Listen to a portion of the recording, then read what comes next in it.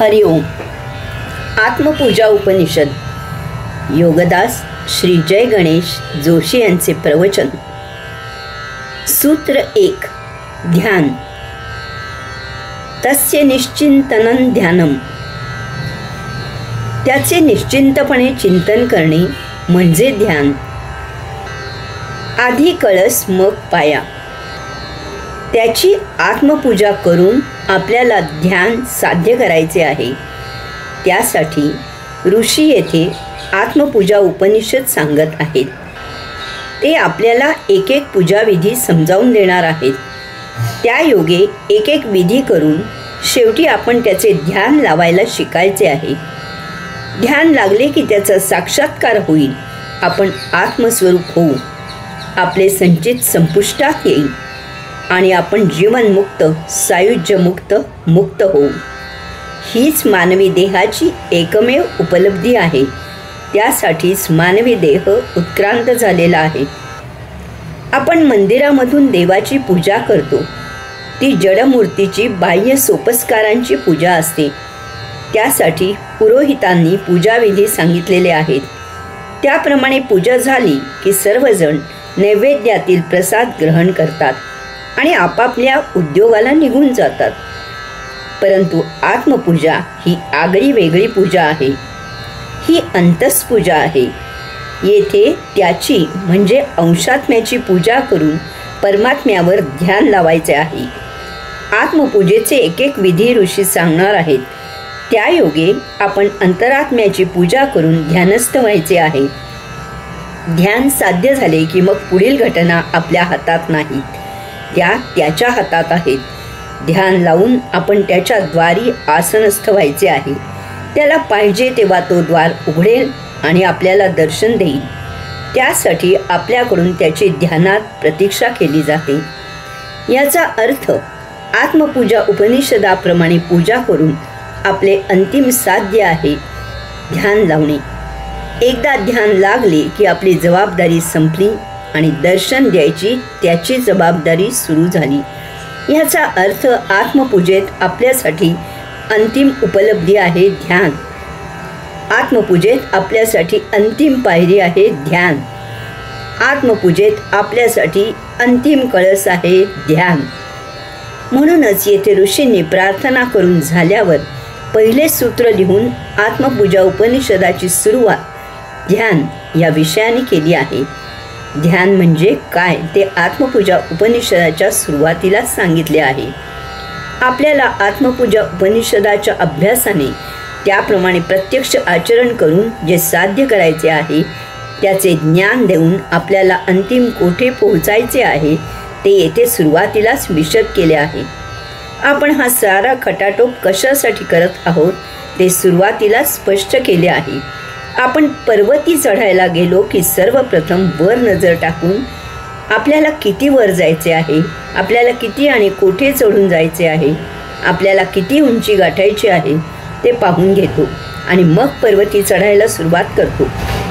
आपल्याला एखादा अभ्यासक्रम करायचा असल्यास अगोदर आपण त्या अभ्यासक्रमाची माहिती करून घेतो आणि अंतिम आपण काय साध्य करणार आहोत हे लक्षात घेऊन मगच तो अभ्यासक्रम निवडतो. किंवा आपण अगोदर हे ठरवतो की अंतिम आपल्याला काय साध्य करायचे आहे आणि मगच त्यासाठी अभ्यासाला सुरुवात करतो. किंवा आपण अगोदर हे ठरवतो की आपल्याला कोणत्या ठिकाणी जायचे आहे आणि मगच त्याप्रमाणे तेथे जाण्याची आपण तयारी करतो. आपण अगोदर ठरवतो की आपल्याला सत्यनारायणची पूजा करायची आहे की आपल्याला गणपतीची पूजा करायची आहे आणि मग आपण त्याप्रमाणे त्याची तयारी करतो. ऋषींनी येथे तसेच केले आहे. उपनिषदाची सुरुवातच शेवटी आपल्याला काय साध्य करायचे आहे ते सांगून केली आहे. आत्मपूजा उपनिषदायोगे आपल्याला त्याचे ध्यान साध्य करायचे आहे, त्यात स्थित व्हायचे आहे आणि मग तेथे त्याच्या दर्शनाची प्रतीक्षा करायची आहे. ध्यान यामधील पहिला शब्द तस्य. आत्मपूजा या उपनिषदाची सुरुवात तस्य म्हणजे त्याचे अशी केली आहे. येथे ऋषींनी कोणाचेही किंवा कोणतेही विशिष्ट असे नाव घेतलेले नाही, कोणाकडेही इशारा केलेला नाही. त्याचे असे सर्वनाम वापरले आहे. भाषेच्या दृष्टीने सर्व नाम वापरलेले असले तरीही त्यामधून त्यांना काही एक विशिष्ट असे सुचवायचे आहे. यात काही गोष्टी जाणून घ्यायच्या आहेत. ऋषी म्हणतात की ध्यान साध्य होण्यासाठी त्याचे निश्चिंतपणे चिंतन करावे. या विश्वात ध्यान करण्यासाठी तोच एकमेव आहे. ध्यान करावे असा तोच एकमेव आहे. ध्यान होऊ शकेल असा तोच एकमेव आहे. म्हणून येथे ऋषींनी विशिष्ट असे नाम घेतलेले नाही. त्यांनी उपनिषदाच्या सुरुवातीपासूनच तस्य म्हणजे त्याचे असे सर्व नाम वापरले आहे. हा एकमेव म्हणजे प्रत्यक्ष तो पुरुषोत्तम, सर्वेश्वर, विश्वेश्वर, योगेश्वर होय. प्रार्थनेत ओम याचे भाषांतर पुरुषोत्तम असे केले आहे. यासाठी स्वतः भगवंत श्रींनी सांगितलेल्या गीतेचा आधार घेतला आहे. भगवंत श्री सांगतात की प्रत्येक चराचराच्या केंद्रस्थानी मी आहे आणि तरीही मी स्वतः यापासून निराळा असून सर्वस्वाच्या केंद्रस्थानी ब्रह्मांडाचा नियंता आहे. मला पुरुषोत्तम असे ओळखतात. येथे आपल्या सोयीसाठी नाव वापरले आहे. वास्तवात असे नाव वापरणे अयोग्य आहे. त्याचे असेच म्हणणे योग्य आहे. यामुळे ध्यानासाठी कोणाचे चिंतन करायचे ते निराळे सांगण्याची आवश्यकता नाही. येथून पुढे लिखाणात त्याचे याचा अर्थ पुरुषोत्तम, योगेश्वर असा घ्यायचा आहे. त्याला साथ घालून उपनिषदाची सुरुवात केली आहे. त्याचीच प्रार्थना केली आहे. ज्याची पूजा करायची आहे, ज्याचे ध्यान लावायचे आहे, ज्याला प्राप्त करायचे आहे, त्यालाच कृपादृष्टी ठेवायला, त्यालाच यश द्यायला, त्यालाच मार्ग दाखवायला विनविले आहे. हेही महत्त्वाचे आहे. तो कसा आहे आणि त्याच्याकडे कसे जायचे तो रस्ता माहीत नाही. यामुळे त्याचा रस्ता त्यालाच विचारायला आहे. यामुळे ध्यानासाठी कोणाचे चिंतन करायचे ते निराळे सांगण्याची आवश्यकता नाही. त्याचे चिंतन करून त्यालाच त्याचा ठाव ठिकाणा विचारून त्याच्यावर ध्यान लावायचे आणि त्याच्याकडे जायचे. इतर कोणाचे चिंतन करून उपयोगही नाही. जसे गणिताची परीक्षा असली की गणिताचाच अभ्यास करायला हवा, त्यावेळी विज्ञानाचा अभ्यास करून काही उपयोग नाही. तसेच हे आहे. आपल्याला आत्मपूजा करायची आहे, त्यासाठी इतर देवदेवता, स्वामी महाराज यांचे चिंतन करून काहीही उपयोग नाही. इतरांचे चिंतन केले तर आपण या विशिष्ट देवदेवता, स्वामी महाराज यांच्यात अडकून राहू. त्यामधून सुटका होणे महाकठीण असते. यात आत्मपूजा होणार नाही. यास्तव त्याचे असे सर्व नाम वापरले आहे. विशिष्ट नाम घ्यायची गरज नाही.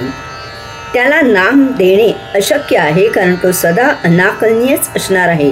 त्याची ती दिव्य झलक मिळाली, तो साक्षात्कारित झाला, त्याची अनुभूती प्राप्त झाली तरीही तो सदा अज्ञेयच असणार आहे. यामुळे त्याची कल्पना करता येत नाही. त्याच्याबद्दल तर्क करता येत नाही. कल्पना तर्क करून त्या आधारे त्याला नाव देता येत नाही. तुमच्या आमच्या सोयीसाठी ऋषींनी त्याला ओम असा आकार दिला आहे, परंतु त्याच्या आत्मपूजेसाठी उपयोग नाही. तसे केले तर ती ओम या आकाराची उपासना होईल. फार तर आपण त्या आकाराचे निमित्त करून त्या पलीकडील निराकार शोधायला त्याचा साधन म्हणून उपयोग करू शकू. त्याच्यामधून ओम असा महादिव्य ध्वनी होऊन हे विश्व निर्माण झाले आहे आणि मग त्यानंतर ओममधून शब्द, स्वर, भाषा, लिपी तयार झाली आहे. यामुळे तो शब्दांच्या पलीकडे आहे.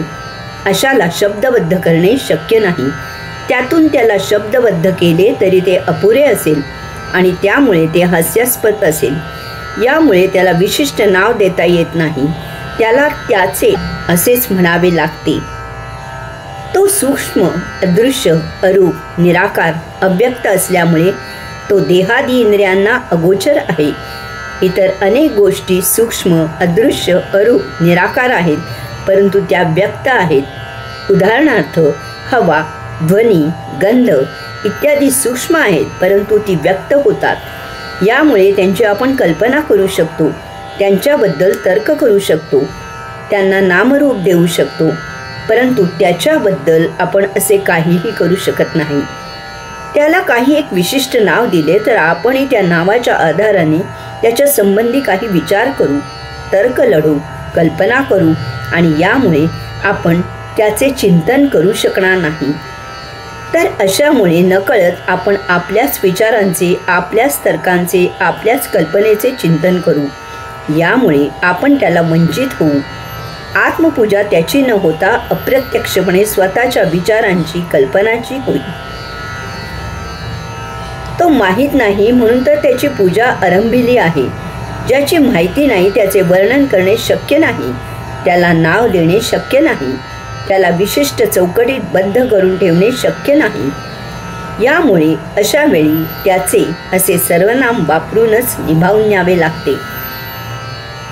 तो कोठे आहे, कसा आहे ते नक्की माहीत नाही. तो जळी, स्थळी, काष्ठी, पाषाणी, चराचरात सर्वव्यापी आहे असेच त्याच्याबद्दल म्हटले जाते. यामुळे विशिष्ट नाव देऊन त्याला सीमित करता येत नाही. त्याला विशिष्ट नाव देऊन त्याच्याबद्दल एक विशिष्ट इशारा देता येणे शक्य नाही. यासाठी सर्वनाम वापरून त्याचा शोध सर्वत्र घ्यायला आपण मोकळे होतो. येथे आपल्याला कसलेही विधी, कर्मकांड, सोपस्कार करायचे नाही. त्यासाठी त्याला विशिष्ट नाव द्यावे लागेल. आपण तसे करू शकत नाही, कारण यासाठी त्याचा ठाव असावा लागतो. तसे केले तर तो त्या विधींमध्ये, कर्मकांडांमध्ये, सोपस्कारांमध्ये त्याला दिलेल्या नावामध्ये सीमित होईल. त्याला मर्यादा येतील. त्याचा शोध घेणे म्हणजे कर्मकांड करणाऱ्यांच्या हातातील बाहुले होईल, खेळणे होईल. ते करणारे त्याच्यापेक्षा श्रेष्ठ ठरतील. यासाठी ज्याचे त्याने त्याचे चिंतन करावे आणि त्याचे ध्यान लावावे. हरिओम.